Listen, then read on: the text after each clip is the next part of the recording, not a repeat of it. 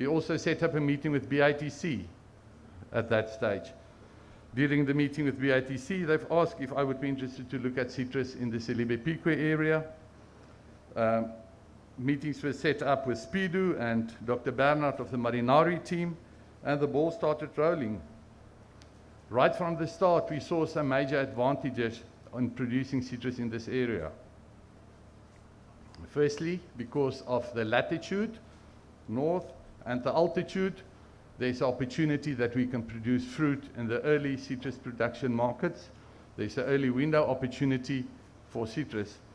Also, because it is quite a dry area and the low pest risk from this area, because there's not a lot of citrus here, it will create limited MRLs, we call it, minimum residue levels, and that is very sought after fruit in all the international markets. People want fruit with as little possible pesticides on it, so it creates a huge opportunity in the market.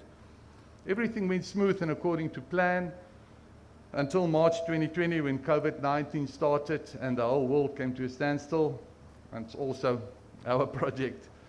But luckily at that stage the BITC stepped forward, and we had amazing support from the BITC team and the leadership of Mr Olebile.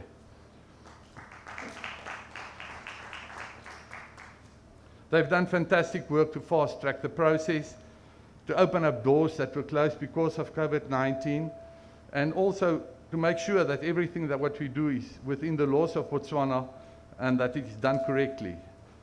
President Masisi has a vision of a new agricultural strategy for Botswana, which will ensure that Botswana become independent of agricultural and fruit production from neighboring countries. And this project here at Selebi Phikwe Citrus fits in like a hand in a glove in your vision. We've already, actually, 2 days ago, it's a month since we've got our EIA. And if you drive around, you've seen the presentation, what have happened, what Altus and the team did in the last month. It is amazing. And so for phase 1, we're planning 800 hectares of citrus. It will be a combination of lemon, grapefruit, Valencias, and premium mandarins. During phase 1, we also do a trial orchard. It's going to be here, just outside where the groundbreaking ceremony will take place today. We're going to try early varieties of avocados, mangoes. We've just obtained the right to test early cherry varieties for Botswana. And hopefully, with this new product, interesting things might arise from that orchard. Phase 2 will be another 400 hectare development. Hopefully, out of this trial orchard, we would do big commercial plantings in the second phase, which can create a lot of opportunities. There will be a lot of spin-offs in the process. We'll have to erect a very big citrus packhouse. If some of the trial orchard varieties come in, we'll have to build additional packing facilities for those varieties. In the process, it will also create a lot of new jobs. The project will employ up to 1,500 seasonal and permanent employees when it's fully developed. A key outstanding requirement to ensure the success of this project is to establish bilateral agreements and protocols in the target markets. That is markets like European Union, the UK, Canada, China, Japan, USA. In countries like USA and China, it can take up to 8 years to get the protocols in place.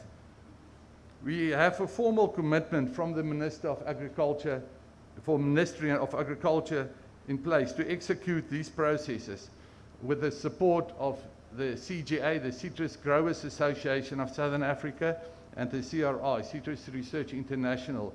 So they will assist with all the nitty-gritties so that we can fast-track the process.